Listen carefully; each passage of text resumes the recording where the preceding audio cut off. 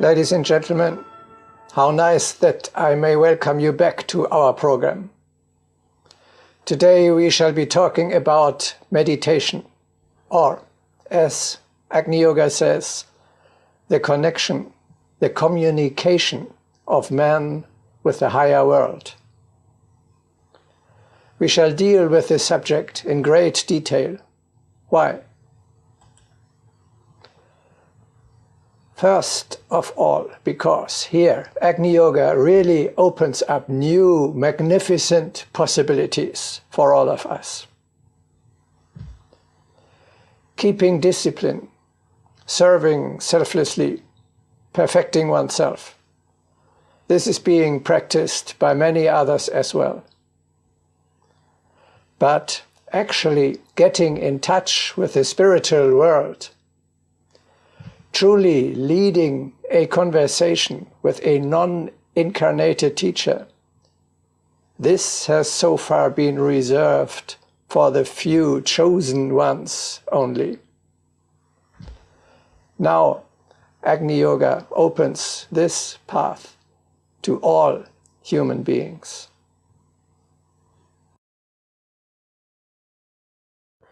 Each man has within himself a potential force that can bring him into direct contact with the highest world. If this communion is lost, man is limited to the life of a beast.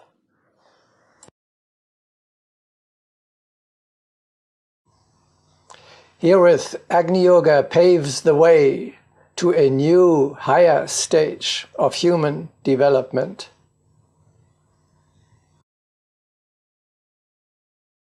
A new step approaches for humanity, communion with the far-off worlds.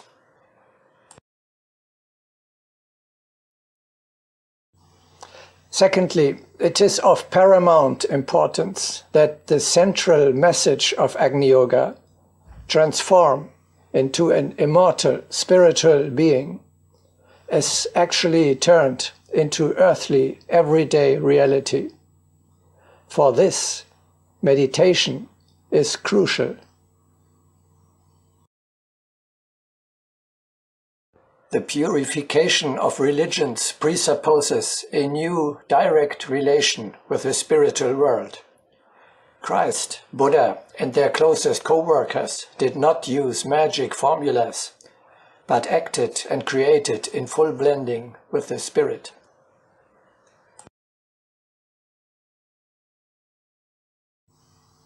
The non-material part of your being, your soul, has its home in the world beyond. It actually longs to call in there regularly, even during the stay on earth, and to maintain the connection to its true relatives, its soulmates. You are only then a spiritual being if you do what your soul wants in this regard as well. Let us be Epicureans, but in spirit. The pleasure of the soul is meditation.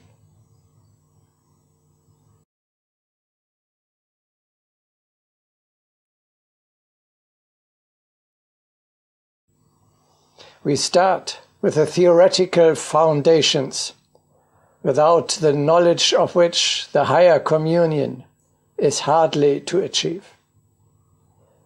In section 2, we shall learn how to practice meditation.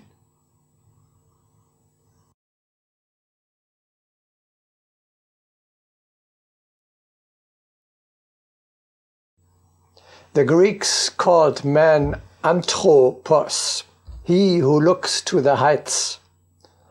Thus they have very nicely expressed our longing for communion with the higher spiritual spheres. Encourage people to at least glance at the starry skies. Only pigs cannot raise their heads.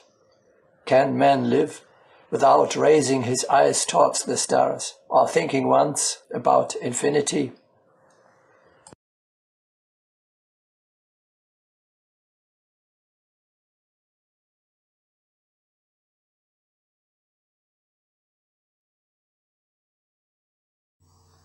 Man has not only the 5 material but spiritual senses as well.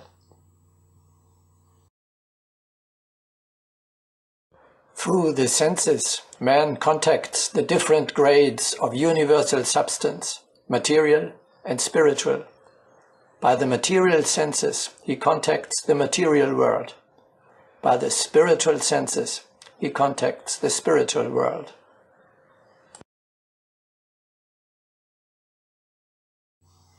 Our further development requires that we revive the crippled organs of our spirituality, the higher centers or chakras.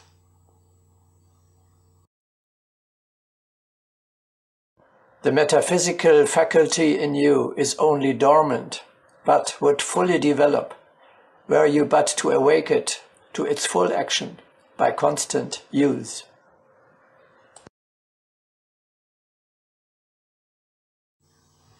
This happens, as in the case of any other capacity, by using them. Without regular exercise, they wither away like any other unused organ. The spiritual ear must be opened independent of earthly conditions. An experienced person is in possession of a conductor to the supermundane and can use it at any time.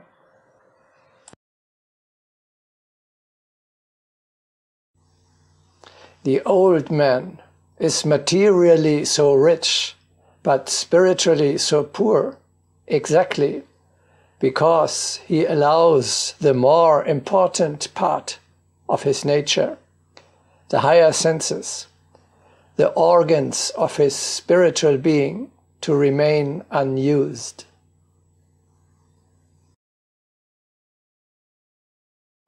Foolish man, God never ceases to speak, but man has destroyed his true sense of hearing by listening too intently to the muffled thunders of the sound waves of human passion pounding against his inner ear.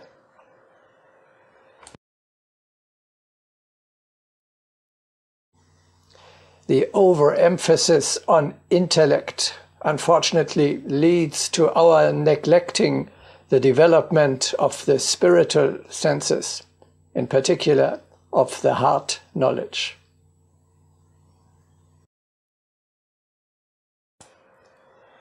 The ignorant skeptic asks, why make assumptions about some sort of higher worlds? I have never heard of anything of that kind. It is fitting to answer, if someone has never once felt the approach of the invisible world, it means that one's nerve centers have become atrophied.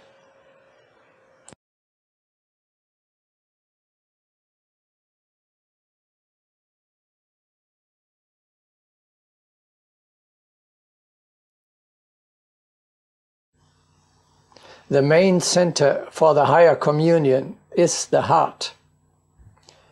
Not by magic, by rituals, or by intoxication, but through a sensitive heart.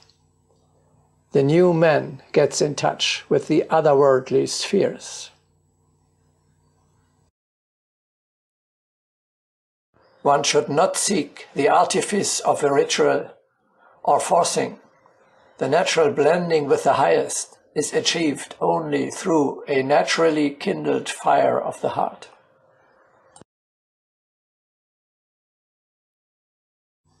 The heart is the link, the bridge between the material and the spiritual world. The heart should be understood as the unique natural link between the visible and invisible worlds. Only the thread of the heart can lead into the infinite.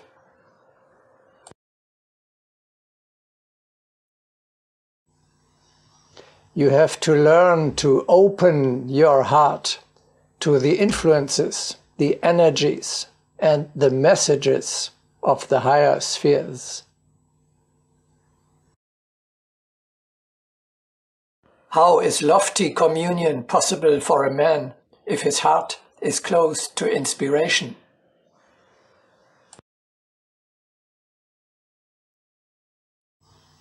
For this, you must protect the heart and keep it perfectly pure.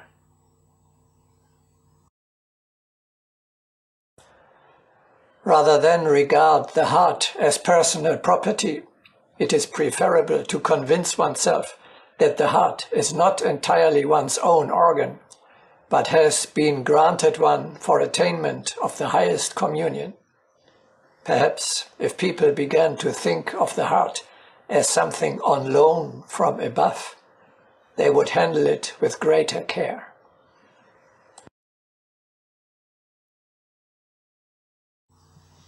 So let us strive to educate our hearts, to refine our natural feelings, and to expand our capacity to receive higher energies.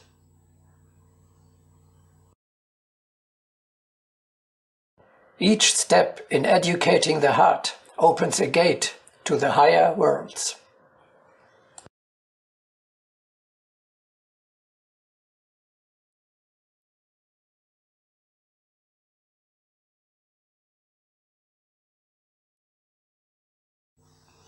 Your higher self requires care and food in the same way as the physical body. Look at it as at a subtle creature which has its own needs and demands, which you have to provide for, as in the case of the body.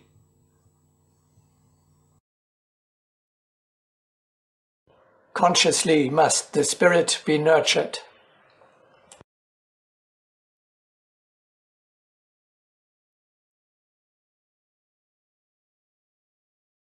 The people of the world are starving for want of spiritual sustenance.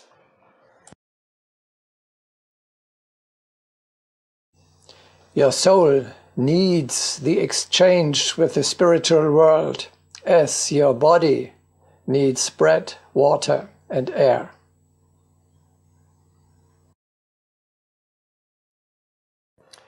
One cannot remain without water, even for a day. It is likewise difficult for the consciousness to survive without enlightenment from the far-off worlds. It is useful to consider communion with the higher world to be as necessary as pure air.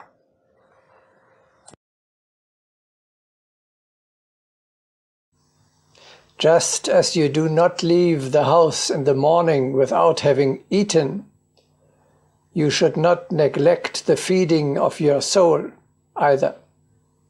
Physical food you get at the bakery. Spiritual nourishment you receive for free in meditation.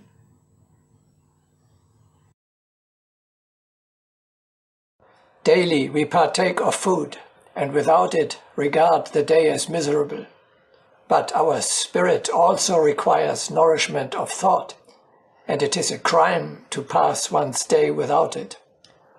Let us magnify our thoughts, and let us think of the fundamentals of yoga as our bread and milk.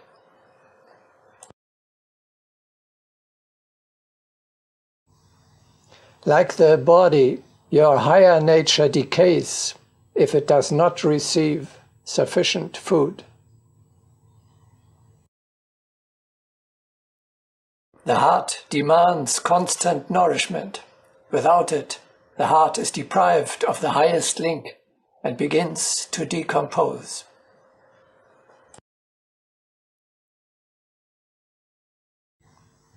The plight of the old man is more spiritual than physical.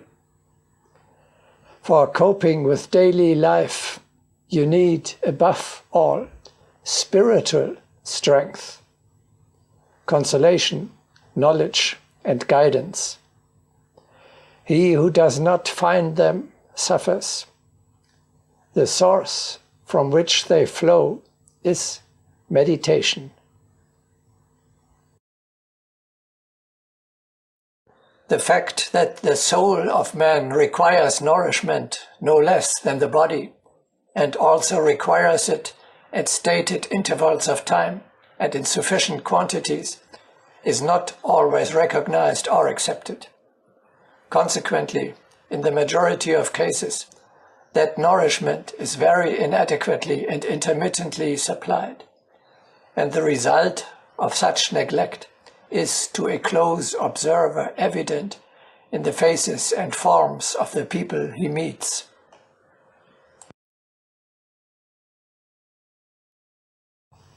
Food of the soul are ideas, high thoughts, and noble feelings. He who does not cultivate ideals anymore within himself will find his spiritual fire going out due to lack of nutrition.